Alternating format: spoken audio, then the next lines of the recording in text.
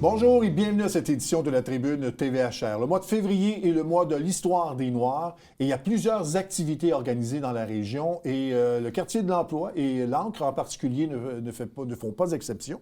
Et pour nous en parler, donc, on a M. Hamza Nadif qui est chargé de projet pour l'Ancre et Émilie Rick qui est responsable des communications au quartier de l'emploi. Bonjour. Bonjour. Donc, il y aura un spectacle organisé qui sera gratuit à la fin février pour justement rendre hommage à l'histoire des Noirs. Peut-être nous parler un peu de ce spectacle-là qui aura lieu au Cabaret Théâtre. Alors, ce qu'il faut savoir, d'ailleurs, merci de nous accueillir. Donc, le mois de l'histoire des Noirs, c'est un mois où nous essayons de faire plusieurs activités pour célébrer l'implication et la contribution des personnes noires pour la communauté québécoise, bien sûr. Et à chaque année, nous essayons de faire plusieurs actions, comme je l'ai dit, et nous essayons aussi de marquer la fin du mois avec un spectacle. Alors, par exemple, l'année dernière, nous avions eu un spectacle de jazz avec une comédie. Cette année, nous allons plus avec... on a voulu un peu diversifier, nous voulions plus aller avec du chant, de la danse, pour véhiculer notre message. Parce que dans le fond, c'est pour faire passer un message, c'est pour la sensibilisation de la communauté. Oui, on dit que c'est un spectacle multidisciplinaire. Donc, il y aura de la danse, de la musique, un peu de tout, là, c'est ça? Hein? Exactement. On a vraiment un mélange de poésie slam avec un musicien, avec des troupes de danse. Alors, si vous voulez, je peux vous parler un petit peu des artistes. Tout à fait. On a 5 artistes groupes qui vont se représenter dans la soirée. Et on a une pièce, en fait, un peu spéciale qu'on a décidé de créer ensemble. On voulait un spectacle qui se déroule toute la soirée, pas juste des numéros que l'on présente. Donc, on a essayé de créer un fil conducteur à travers la poésie, à travers 3 thématiques qui est s'unir, construire et se souvenir. Et donc là, on a fait appel à un artiste du Haut-Richelieu qui s'appelle Cédieu Léveillé, qui est un artiste aussi multidisciplinaire, chant, danse. Il est conférencier pour tout ce qui est la persévérance scolaire. Il a créé une bourse aussi. Il est donateur boursier pour la persévérance scolaire. Donc, c'est comme ça qu'on l'a un peu découvert à travers Saint-Jean. Peut-être que la plupart des gens le connaissent déjà. Donc, lui, il a écrit les textes de la poésie qui vont être mis en mouvement par une jeune danseuse qui s'appelle Elia Dessalines, qui est une jeune danseuse très prometteuse de l'école de danse Brigitte Laforêt, donc qui vient de Saint-Jean.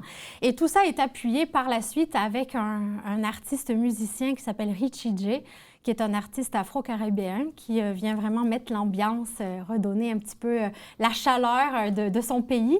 Et on termine avec 2 troupes de danse de style afro, qui est la troupe Lille Afro Crew de l'Académie de danse de Montréal et la troupe aussi Afro Vibes Canada avec son chorégraphe Loïc Rayel. Donc, une soirée qui va être haute en couleurs et surtout qui est spéciale parce qu'on réunit tous les groupes d'âge.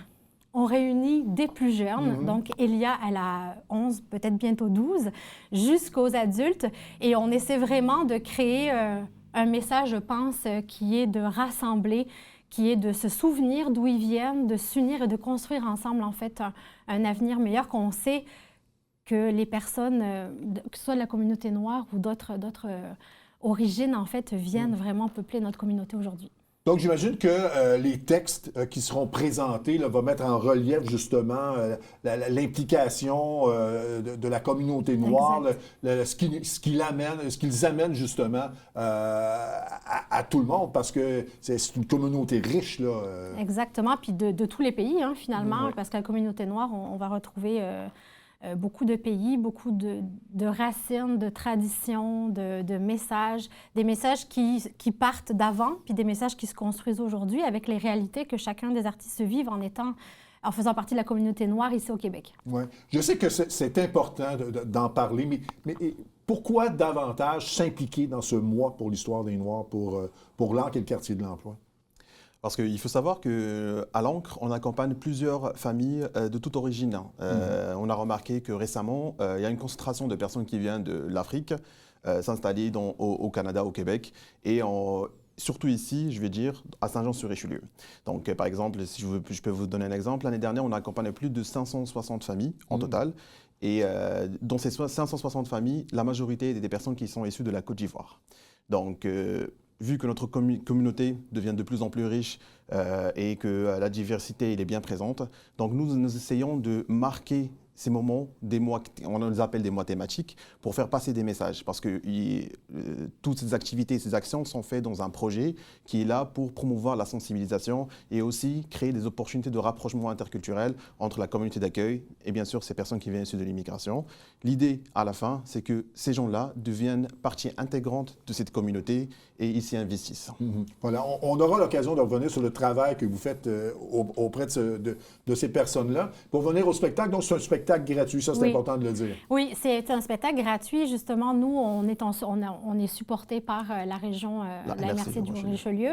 Donc, on a cette chance-là de pouvoir offrir ce spectacle gratuit qui est d'une qualité très professionnel. Et le fait que ce soit gratuit, ça ouvre les portes à la culture, ça ouvre les portes à ce que les citoyens de Saint-Jean puissent vraiment être présents. Une espèce de curiosité que les gens ont, peut-être que si on avait à débourser une somme d'argent, on aurait peut-être moins l'intention de le faire. Tout à fait. Ouais. L'année passée, c'est notre 3e édition, en fait, de production comme ça. On y prend goût, puis on s'investit d'année en année encore plus. Et l'année passée, on l'avait fait aussi au Cabaret Théâtre et on avait eu un peu plus de 230 visiteurs dans cette soirée-là. Donc là, cette année, on a grand espoir qu'on mobilise encore plus de Joannais. Bon, donc c'est gratuit, mais il faut quand même se procurer des billets à l'avance. Exact. Donc, vous pouvez aller voir sur notre site Internet, on a dans notre onglet événements le spectacle Quand la scène raconte, donc c'est le nom du spectacle. Vous avez le lien direct pour aller réserver vos places au niveau de la SPEC ou sinon sur vosbillets.ca, on peut aller réserver en choisissant notre date directement le spectacle ici aussi. Bon. On va revenir sur le travail que vous faites à Langres. Donc, vous aidez, en fait, vous favorisez, si on peut dire, le rapprochement interculturel et l'immigration dans la MRC. Vous avez parlé que vous aidez beaucoup de familles, particulièrement l'année dernière, des familles provenant de la Côte d'Ivoire. Quel est le travail que vous faites exactement lorsque ces familles arrivent ici et ils sont souvent démunis, ils ne savent pas quoi faire? Donc, quel est votre travail sur le terrain? Alors, au sein de l'ANCRE, il y a plusieurs agents qui sont là disponibles pour accompagner ces personnes issues de l'immigration. Bien sûr, on travaille en étroite collaboration avec le ministère de l'immigration, le MIFI, le ministère de l'immigration, de la Francisation et de l'intégration, et leurs agents d'aide à l'intégration. C'est-à-dire que la plupart des familles nous sont référées. Par exemple, ils ont une opportunité d'emploi ici, qu'ils ont été recrutés à l'étranger. Donc, une fois qu'ils nous ont référés, il y a des agents d'installation qui vont les accompagner dans leur démarche d'installation. Et quand je dis démarche d'installation, ça peut être, par exemple, faire leur premier document, ça peut être leur RAMQ, leur NAS, etc. Et ces agents, bien sûr, ils font comme une étude de besoin en amont pour pouvoir les accompagner dans leurs différentes démarches. Ça peut commencer, comme j'ai dit, avec un NAS, ça peut se terminer même jusqu'à aller inscrire leurs enfants à l'école. Donc, bien sûr, ces gens, ils arrivent ici, ils ne connaissent pas le système, comment ça fonctionne, ils ne savent pas comment le système de santé fonctionne. Donc là, on a des intervenants communautaires interculturels qui sont aussi capables de les accompagner dans la santé et dans la scolarité. Bon. Donc, ces gens-là, après ça, se trouvent du travail. Est-ce que vous les aidez dans le quotidien, justement, à s'adapter à la communauté? Comment ça se fait? Oui, tout à fait. Donc, il y a des gens qui reviennent vers nous pour la recherche d'emploi tout court, parce qu'il y a, comme je l'ai expliqué, il y a des gens qui sont déjà recrutés par un employeur. Ceux qui reviennent vers nous pour une recherche d'emploi, on les accompagne aussi dans leur démarche de recherche d'emploi. Ça peut commencer comme par la préparation de leur CV, etc. Puis, ça peut même aller jusqu'à les accompagner pour se préparer à l'entretien d'embauche. Si je me rappelle bien, le taux de placement de l'année dernière, c'est entre les 79%, si je ne dis pas de bêtises. Quand même. Je vais vous poser la question parce que c'est dans l'actualité, c'est l'intégration justement de ces immigrants qui arrivent, qui ont un travail, qui s'intègrent dans le milieu. Le taux de réussite donc d'intégration de ces immigrants-là, elle est excellente. C'est les personnes qui viennent ici, là, ils travaillent, parlent français, s'intègrent à la communauté. On peut vraiment quantifier ça, là. Oui, tout à fait. Donc, en fait, les gens qui viennent s'installer ici, généralement, qui sont recrutés, ils ont un bon niveau en français, en quelque sorte. D'autres personnes qui n'ont pas, on va dire, le niveau en français ou bien qui ont besoin de francisation, bien sûr. Nous, à l'ANCRE, on s'assure de mettre en place tous les outils disponibles à leur disposition. On a même récemment créé un outil de francisation qui regroupe tous les outils disponibles dans la MRC pour de la francisation, pour qu'une personne, par exemple, issue de l'immigration, quand elle vient ici, elle peut très bien choisir la bonne route pour apprendre le français. Et cet outil, d'ailleurs, ça aide aussi les intervenants, quand ils accompagnent une personne issue de l'immigration, de les aider à, bien sûr, à trouver le bon outil concernant leur situation. Donc, ces gens, quand ils viennent ici, bien sûr, au début, il y a comme C'est nouveau pour eux. Ils essaient de découvrir petit à petit, mais nous sommes là à les pousser un peu plus, à créer des opportunités de rapprochement interculturel. D'un côté, sensibiliser la communauté, et d'un côté aussi, les pousser à aller faire un pas de plus vers leur communauté. Ben, je vais me risquer la question, mais parce qu'on en parle, l'abolition du PEC, est-ce que ça touche ce genre de clientèle-là directement? Est-ce qu'on vous en parle? Malheureusement, oui. D'ailleurs, il y a plusieurs familles qui sont venues nous voir directement après l'annonce avec, je veux dire, de la panique tout court. Parce qu'en fait, l'abolition du PEC, ça met beaucoup de familles dans des situations qui sont très difficiles, vous le savez, on entend parler un peu partout au Québec, mais on essaie de les accompagner du mieux qu'on peut, on essaie de les orienter, on essaie de leur donner des voies à suivre. Notamment, j'ai ma collègue Carla Dueñas qui travaille pour Immigrants Québec, qui est là aussi pour les conseiller, les orienter vers les solutions possibles actuelles qu'ils ont à leur disposition. Mais oui, on a aussi été touchés, on l'a constaté quand même dans nos chiffres d'accompagnement, mais le besoin est toujours là. Oui, exactement, exactement. Donc, on va rappeler donc cette soirée-là, donc le spectacle « Quand la scène raconte », c'est pour le mois de l'Histoire des Noirs. Donc, peut-être nous rappeler un peu les dates et la façon d'obtenir des billets. Donc, le 25 février, à 19h30 au Cabaret Théâtre du Vieux-Saint-Jean, 5 artistes, groupes qui viennent partager leur histoire à travers de la poésie, de la danse et du chant. Sur notre site Internet, l'encre.ca, vous allez avoir un onglet direct pour aller dessus l'événement ou alors sur vosbillets.ca. Parfait. Bien, merci beaucoup. Bon succès pour le spectacle. Et puis, on va espérer que les nouvelles règles pour l'immigration soient peut-être mieux définies et qu'on puisse aider ces gens-là dans l'avenir. Merci beaucoup. Merci à vous de nous accueillir. On fait une courte pause et on revient tout de suite après.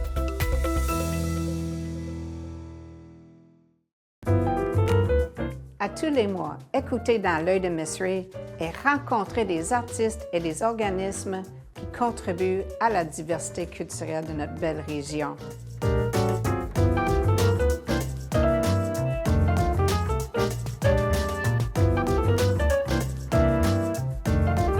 Ensemble, nous gardons l'art vivant. À tous les lundis, 18h30, sur les ondes de TVHR.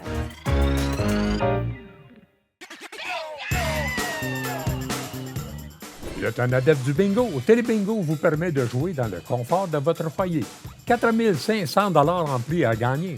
Et pour ce faire, vous devez vous procurer un livret comme celui-ci au coût de 9,50 $ chez un de nos détaillants, dont la liste apparaît sur notre site Internet tvhr9.com. Donc, c'est un rendez-vous dimanche matin 9h30. Télébingo.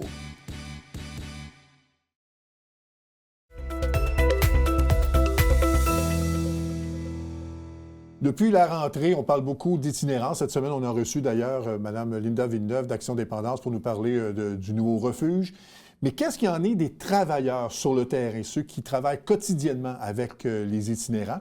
Bien, j'ai invité Mme Isabelle Bergeron, qui est la directrice de l'organisme Passe-moi la POC, qui justement travaille avec ces personnes. Mme Bergeron, bonjour. Bonjour, merci de me recevoir. Bon, qu'est-ce que le travail exactement? Qu'est-ce que vous faites sur le terrain des travailleurs de rue? En fait, les travailleurs de rue, c'est des intervenants mobiles, à proprement dit. Nous, on ne fait pas que de l'itinérance, par contre, là, en travail de rue. C'est vraiment de 0-100 ans, toute clientèle, moi, je n'aime pas dire clientèle, mais toute personne vulnérable qui ne connaît pas ou peu les services, qui sont méfiants aussi des services parce qu'ils ont vécu diverses expériences à travers le réseau.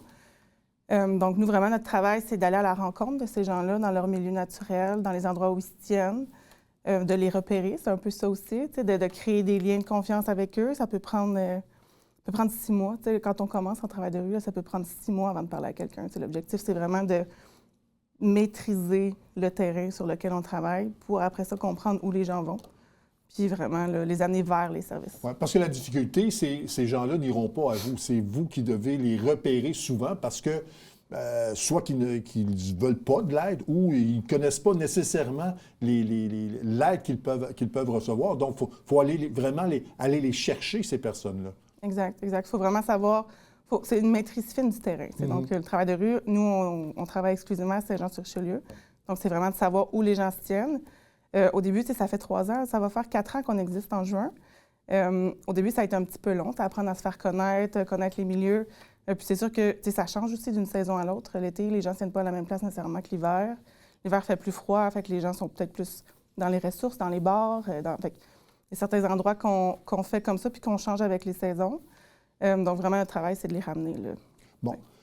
Si on se concentre sur le problème de l'itinérance, lorsque vous allez au-devant d'un sans-abri, par exemple, quel est le travail que vous allez faire justement pour les aider à sortir de la rue?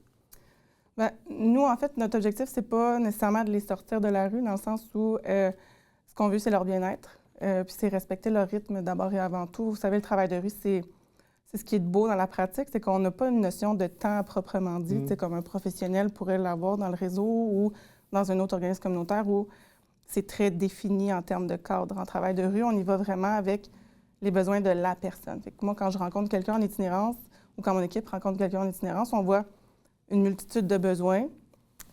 Après, bien, on fonctionne vraiment avec eux. Eux, qu'est-ce qu'ils désirent? Si aujourd'hui, maintenant, c'est d'aller chercher de la nourriture, bien, c'est ça qu'on va faire. T'sais, si c'est de la recherche de logement dans 6 mois, 1 an, on le fera dans 6 mois, 1 an. Il faut comprendre aussi pourquoi ils sont dans la rue d'abord et avant tout, hein, c'est ça? Exact. Exact. Il faut vraiment prendre le temps avec eux, d'apprendre à les connaître. Puis c'est ce qui est beau aussi de notre pratique, c'est qu'on a tout ce temps-là, fait que les gens se livrent à nous un petit peu par-ci, par-là, puis on finit par vraiment avoir une vue d'ensemble qui est un peu plus globale, qui nous donne accès à ces moments-là de leur vie. Fait qu'après, bien, le climat de confiance s'installe, puis on peut vraiment travailler ensemble plusieurs petites choses, mais ça peut être très long. Oui. On en parle beaucoup, que le problème a accentué au cours des dernières années. Est-ce que vous l'avez constaté sur le terrain? Oui. Oui, assurément. Là, nous, on le voit. Là. C'est sûr qu'en travail de rue, on le voit, mais je suis aussi directrice du centre de jour Le Spot. Ouais. Donc, et la halte climatique la nuit. Donc, ça fait inévitablement, je gravite un peu dans l'itinérance de par mon travail. Mais on le voit, là, on a eu, cet hiver, on a eu jusqu'à 47 personnes différentes au centre de jour en une journée. Ça peut monter à 50 à l'occasion. Donc, c'est sûr que, puis quand on regarde, nous, on a repris en avril, mais quand on regarde les chiffres de l'administration précédente, ça montait aussi, mais pas autant. Puis on le constate, nos intervenants de rue le voient, nous, on le voit aussi. Il y a beaucoup de nouvelles personnes en situation d'itinérance, des profils complètement différents. Oui, hein, exactement. Hein, parce qu'avant, c'était...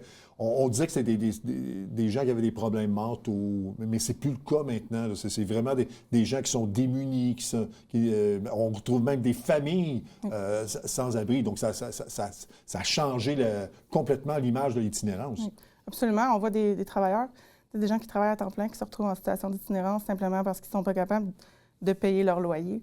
Le coût de la vie est rendu tellement élevé que malheureusement, les gens vont se rendre à un moment où ils perdent leur logement, ils sont rendus au tribunal administratif, puis on ne veut pas se rendre là, mais après, demander de l'aide, c'est pas toujours ce de plus simple. Donc, on voit des premiers épisodes d'itinérance comme ça, des gens qui ont leur pension de vieillesse, qui ne se souviennent pas à leurs besoins quotidiens, qui se retrouvent en itinérance, 78 ans, dormir dans son auto. C'est des choses qu'on voit de plus en plus. Donc, vous l'avez dit, vous êtes responsable donc, du SPOT là, depuis avril 2025, je pense. Donc, peut-être nous parler un peu du SPOT. Qu'est-ce que vous faites exactement dans le quotidien? En fait, le centre de jour est ouvert en période régulière, là, du lundi au jeudi, de 9h à 2h. Donc, nous, vraiment, c'est d'offrir un espace, un milieu de vie pour les personnes en situation d'itinérance. D'abord pour se déposer, parce qu'ils vivent beaucoup de choses au quotidien. Là, fait que vraiment, de prendre un moment, de venir s'asseoir, de se réchauffer. On offre la nourriture, déjeuner, dîner, les périodes où on est ouvert, douche, lavage. Puis une fois qu'ils sont prêts, encore une fois, la philosophie de travail de rue a vraiment comme transcendé un peu nos services. Là, puis on y tient beaucoup au niveau de notre philosophie, mais une fois qu'ils sont prêts à faire des démarches, bien, l'équipe en place, on a 4 intervenants sur le plancher de jour, là, des gens qui sont formés, qui les connaissent quand même très bien. Une fois qu'ils sont prêts, bien, on les amène encore une fois à faire des démarches, à les référer aux 240. Vous parliez de Linda tantôt. Est-ce que c'est de l'hébergement? Est-ce que c'est du logement? Est-ce que c'est un travail? Fait qu'on travaille avec eux un peu en ce sens aussi. Puis, on a la halte de nuit là, qui est ouverte 7 nuits par semaine, 365 jours par année. Où là, c'est vraiment pour se déposer, venir prendre un petit café. Il y a un peu moins de services la nuit, là, inévitablement, parce que les services sont fermés ailleurs pendant cette période. Mais vraiment, les gens viennent se déposer. Puis c'est complémentaire avec le refuge là, qui a ouvert récemment. Ce qui fait que ça allège un petit peu nos nuits. Là, on pouvait avoir encore une fois, là, du 35-36 personnes différentes par nuit. Là, avec le refuge, on est plus autour de 20-25, ce qui allège un peu au niveau de l'équipe. Donc, Ouais. Oui. Mais le refuge, par contre, offre un service de nuit, donc de 20h à 8h. Vous ouvrez, vous, à 9h. Est-ce qu'il y a des gens qui font un transfert du refuge temporaire et aller chercher du service au spot? Est-ce que vous avez vu une augmentation? Oui, bien en fait, on travaille très bien. Là, en fait, Action Dépendance, c'est nous, là, en ce sens. Donc, il y a comme un service de taxi, là, de navette, là, qui a été mis en place là, pour justement faciliter le transport des personnes qui veulent revenir à la ressource. Inversement, aussi, la nuit, s'ils veulent aller dormir là-bas, bien, on peut aussi faire ce service de navette. Oui, c'est pas mal ça.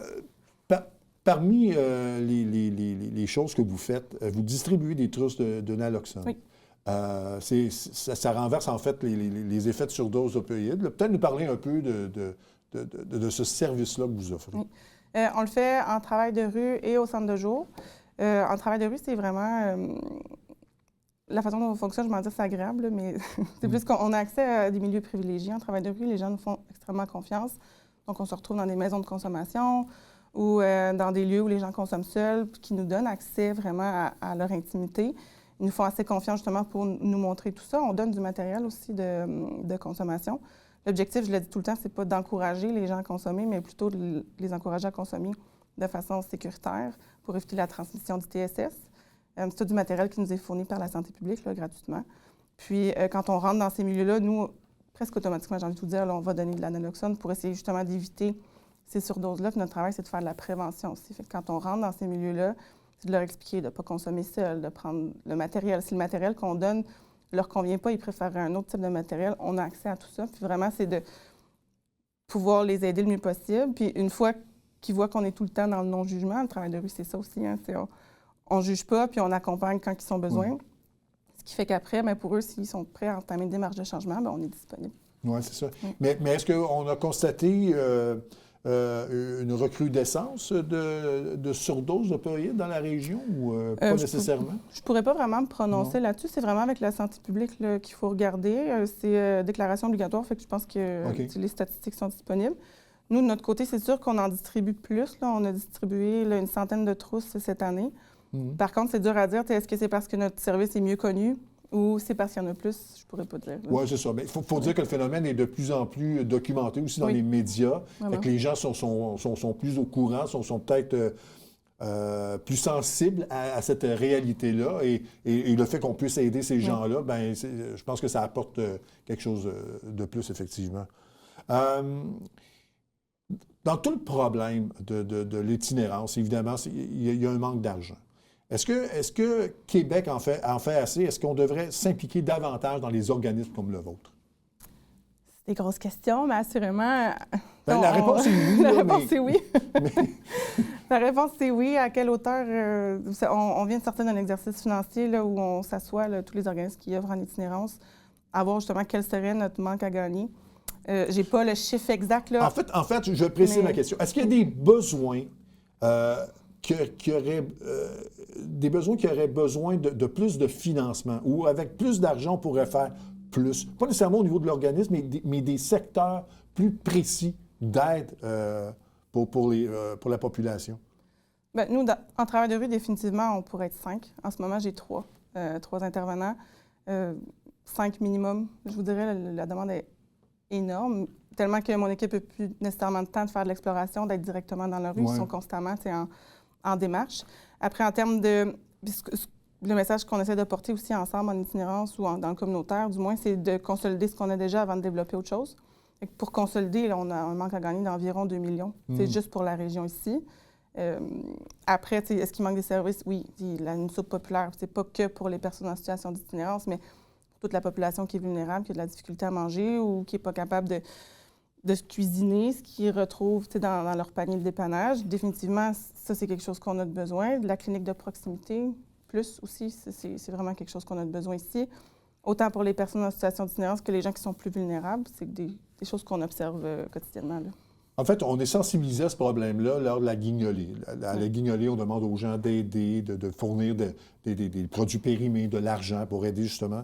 Mais ces besoins-là existent 12 mois par année, 365 jours par année. Et c'est face à cette situation-là que vous devez faire face à tous les jours, dans le fond. Exact. Oui, puis les gens sont extrêmement généreux pendant la période des fêtes, mais Vous l'avez bien nommé, là, c'est à l'année qu'on a besoin. Puis c'est difficile aussi parce qu'on a besoin selon les périodes, Ouais. la température. Puis nos espaces sont limités. Fait que souvent, on va recevoir énormément de denrées pour l'hiver. Une fois que l'hiver arrive, souvent, on a des ententes avec la Saint-Vincent-de-Paul ou le Centre de partage Joannais. On va redonner ce qu'on a reçu pour être capable d'accueillir le stock d'été ou les sacs de couchage d'été parce que après, on n'a pas nécessairement l'espace. Mais on a des belles ententes aussi avec ces deux organismes-là qui nous donnent gratuitement quand on a besoin. Ouais. Donc ça, c'est franchement agréable. Et est-ce que l'hiver, on a un hiver difficile? Oui. Est-ce que ça augmente les besoins d'aide? Bien, nous, c'est en termes de services, si vous le nommiez tantôt, là, on est ouvert 7 nuits par semaine. On ouvre en période régulière à 11 h, mais en période de grand froid, on ouvre à 8 h le soir, puis on ferme à 8 h le matin. Fait que c'est vraiment à 12 h la nuit. Puis on est ouvert aussi toutes les périodes où il fait moins 20 et moins. Ce qui fait que dans les dernières semaines, là, on a été ouvert quasiment 24/7 parce qu'il a fait extrêmement froid. Puis malheureusement pour nous, c'est toujours la fin de semaine. Donc on a été obligé d'ouvrir vendredi, samedi, dimanche pour la sécurité des gens qu'on côtoie, ce qui est tout à fait légitime, là. Mais en termes d'organisation, c'est plus... Nos besoins sont là. En ressources humaines, c'est vraiment de ça dont on a besoin. Après, en nourriture aussi, beaucoup, parce que les journées où on ouvre, le vendredi, samedi, dimanche, moi, je n'ai pas la capacité nécessairement à fournir le repas financier pour ces périodes-là. Mais on a une communauté qui est très, très généreuse à Saint-Jean. La nourriture, on en reçoit quand même beaucoup. Ouais. Les gens sont fins, on apprécie. Bon, en 40 secondes, là, on parlait d'aide financière. Il y a la Fondation Famille Caron qui vous donne un bon coup de pouce. Là. Il y a eu une entente de 3 ans, je pense, de signer avec la Fondation. Oui, absolument. C'est la Fondation Famille Caron, on se parle, ça fait à peu près une année. Là. Vraiment une famille exceptionnelle. Puis on est extrêmement reconnaissants. Là. Ça va nous aider beaucoup en termes de travail de rue. Oui, c'est ça. Ce financement-là, oui. Bien, merci beaucoup, Mme Bergeron, d'être venue nous en parler. Et puis, votre travail est essentiel. Et puis, merci beaucoup d'être venue nous en parler. Merci beaucoup. Voilà, ça complète cette édition de la Tribune TVHR. J'espère que ça vous a plu, mesdames, messieurs. Bon week-end, à la prochaine. Au revoir.